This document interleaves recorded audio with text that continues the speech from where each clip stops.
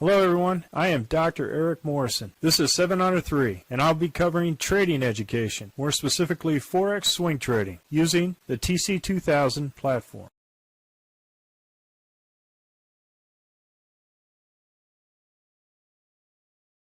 Hello, this is the Forex Week in Review for the 27 currencies on 25 September at 4 p.m. Central Time. And what I want to look at first is the Aussie dollar, Canadian dollar, and looking over the Week in Review. We started off the week with Friday, green Heikin-Ashi over to the left chart, red price action candle to the downside, below the RL10, no trade here as well, all below the RL10. First indicator candle with a red Heikin-Ashi candle below the RL10, the body. I don't care about the wicks, but the body. We have our first order, second order, and we punch out on the third day. Continue to go down, but we generally follow a 1, 2, 3 punch out with this particular system. Good trade, great trade. Aussie dollar, Swiss franc, we had here, kind of similar fashion. And when you look at the Aussie pairs, if you see a general trend that has it, but right at the RL10 here on Friday with the Heikin-Ashi with a red candle down, so no trade. This one was just above the RL10 Heikin-Ashi, which indicated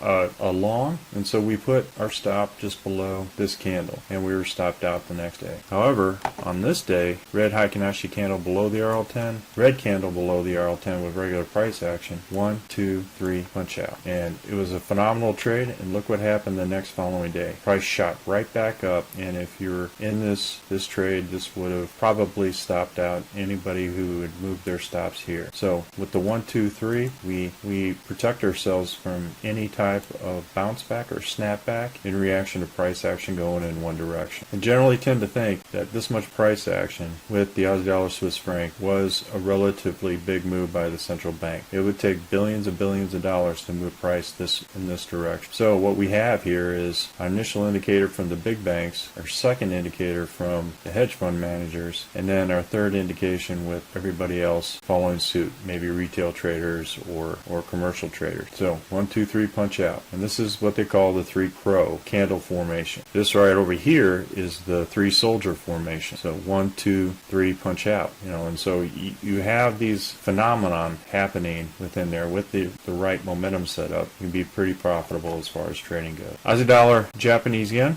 We started Friday on this action, price action. Went ahead, went short. Heikin-Ashi below the RL10. Momentum was below the RL10, and we punched out on this day because the green candle is green. No matter what the candle has to remain in the same color in order to follow the three crow rule if you're going to the short side. So we re-entered here. We had a small loss here. We re-entered here. Second order here. Punched out here. And look what happened. Bounce out at the RL270 with continued downward price action above the RL10. So no trade on those days. Aussie dollar and Zealand dollar. We had this particular formation, 2 candle rule. But this followed all of these candles. So there was no trade here because we had already experienced a good trade here. 1, 2, 3 punch out. So we have to wait for the next setup. And we had this trade and this trade. And so we put our stop here and our one order here because it was 2 candle rule without the support of momentum on this side on the initial indicator candle. So we went ahead, put in one order, which lowers our exposure, was stopped out. Price stop above the RL10, no trade. Green candle with a red Heikin-Ashi all above the RL10, which means no trade further on throughout the week. And so this is what they would call a weak short at this point. Anything above the RL10 at this point on the negative side is a weak short. Aussie dollar, New Zealand dollar,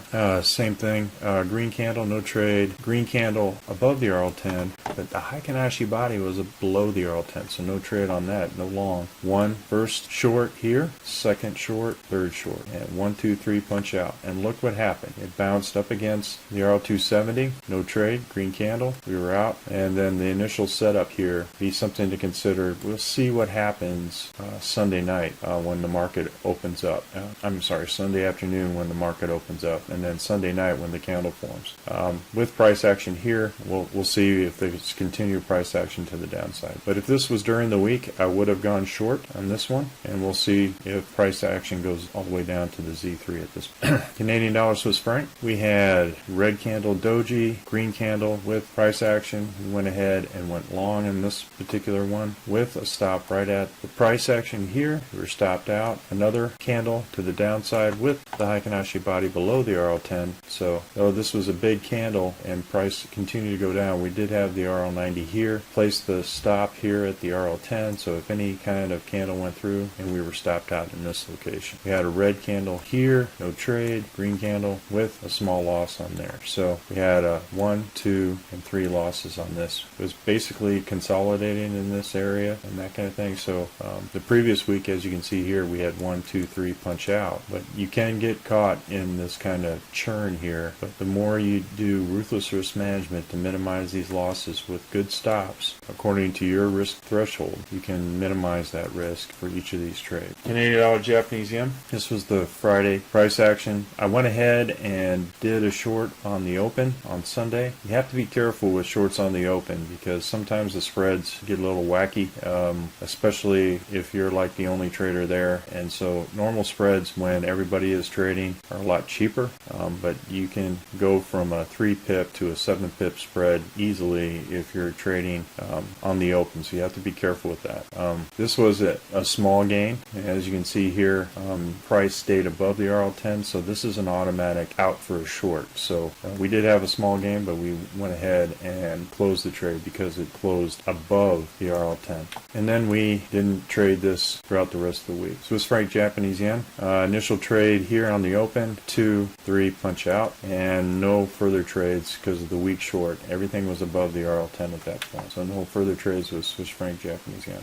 Euro Aussie dollar. We did trade on the open on this one. We're stopped out for a loss on this particular trade. Re-entered here, 1, 2, 3 punch out. Came back here. As you can see, we have a shooting star. We do have initial price action going to that, so we're going to watch it for Sunday night. I'm going to avoid the open because of the spreads on the open, but we're going to see what happens Sunday night at 11 p.m. Euro Canadian dollar. We had initial trade here. Heikin-Ashi's up. Bought on the open was a red doji, and so I went ahead and closed it at that point, and then re-entered here for a loss with the stop at the RL10. I did not want to risk going all the way down here to this particular point on the low. That's too much of a risk there. So with ruthless risk management, you tend to move your stop up to the RL10. If it starts to cross the RL10 again, then you know that it wasn't in that direction. So that's what happened here. This also became a trade, the Euro Canadian dollar, with the stop here at the RL10, came back, stopped us out, then began to further kind of consolidate among this. Again, the rule, bodies below the RL10. This is initial trade. So I went in with this initial trade, and I had my stop here at the RL10 where I was stopped out too as well.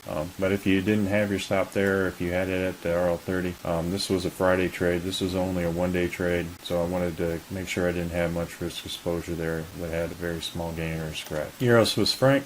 We had initial buy here with a nice profit here. Good trade. We were out. This came up, but Heikin-Ashi was above the RL10. Came back with a short on this and a stop at the high of this candle. Was stopped out. Came in, traded along with a stop at the RL10 and was stopped out. Euro Japanese yen. Same thing. Initial trade here, open, closed, and it didn't follow through with another trade throughout the rest of the currency because it looked like a weak short at this point. There was a long here with 2 green candles north of the RL10. I went ahead and was stopped out for a loss on this particular trade. So this didn't end up being a bounce to the upside with further weakness to the downside. Again, this is a weak type of short, and as you can see, the RL270 price seems to be hovering around that location. Euro New Zealand dollar, awesome trade. 1, 2 punch out. Did not follow through with this particular currency, but we did get a good profit out of it and didn't trade any further throughout the rest of the week. Euro US dollar, phenomenal trade. 1, 2, 3 punch out, and did not trade it through the rest of the week. We will have to watch Euro US dollar on Sunday night to see what price action is going to. British pound, Aussie dollar, another phenomenal trade. This was below the RL10, doesn't count. 1, 2, 3 punch out. So great trade on this, and didn't stay in this trade at this point because there was no change to the direction. So nice trade. British British pound Canadian dollar, we had an initial 1-2, and then I put the stop right here for break even. So we had our initial price action with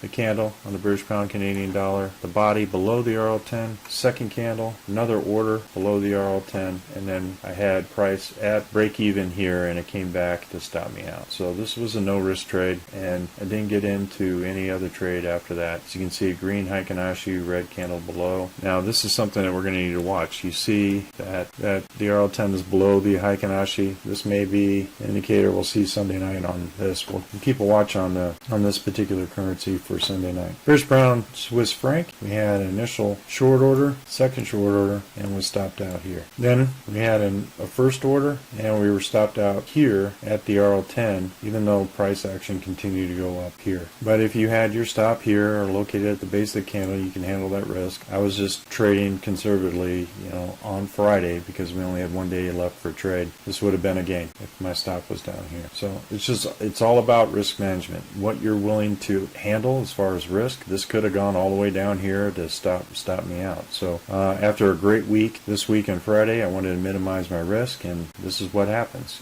Sometimes the more risk adverse that you are, the fewer times that you get to experience some of these long trades. But you also protect yourself against some major losses.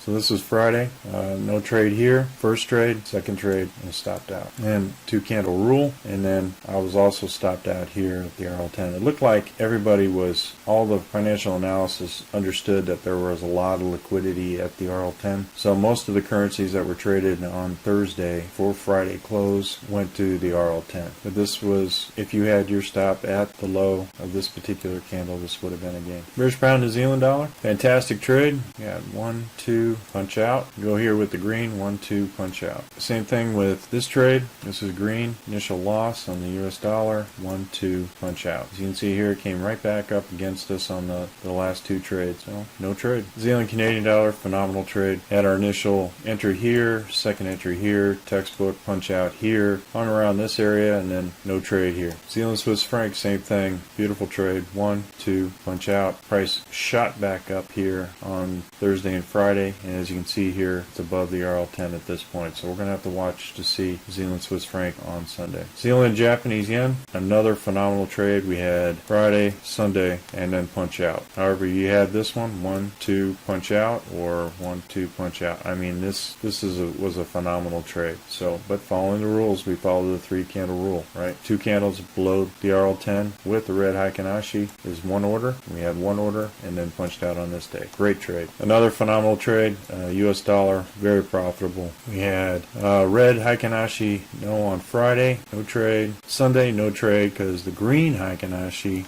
was below the RL10, so no trade. So there was no indicator to trade at this point. Once momentum started shooting to the downside of this long candle here, it just kept going. 1, 2, punch out. Phenomenal trade. US Canadian dollar, same thing. Had a green candle, price action candle with a red Heikin-Ashi body below the RL10. Another red candle with a green Heikin-Ashi the other direction, so momentum started going the other direction. 1, 2, 3, punch out. Now you can use the Z3 as a potential price target as each one moves up. That is a direction. Or you can use the Z3 excursion to protect your profit. Totally up to you. So beautiful trade. Came back down, green Heikin-Ashi, nope, green candle, below the RL10, no trade. US dollar Swiss franc, another phenomenal trade. We had red candle doji here, no trade. Red candle price action with a green Heikin-Ashi, momentum shifting. 1, 2, 3, punch out. Fantastic trade. Another great trade. Previous week we had 1, 2, 3, punch out, and then on Friday we had this initial trade on the open, closed, another order, and then price shot all the way down to this location before the Z3 and then shot back up. Now you can move your stop down from here as price goes among there. You could also move your stop to break even right here between this order and this order, so that like it did here, shot up. So we had a first candle, second candle, and then punch up on for a nice profit on this third. So break even on the first, profit on the second. That is how you generally tend to use the 3 crow, 3 soldier rule on that, especially with this particular shift in momentum with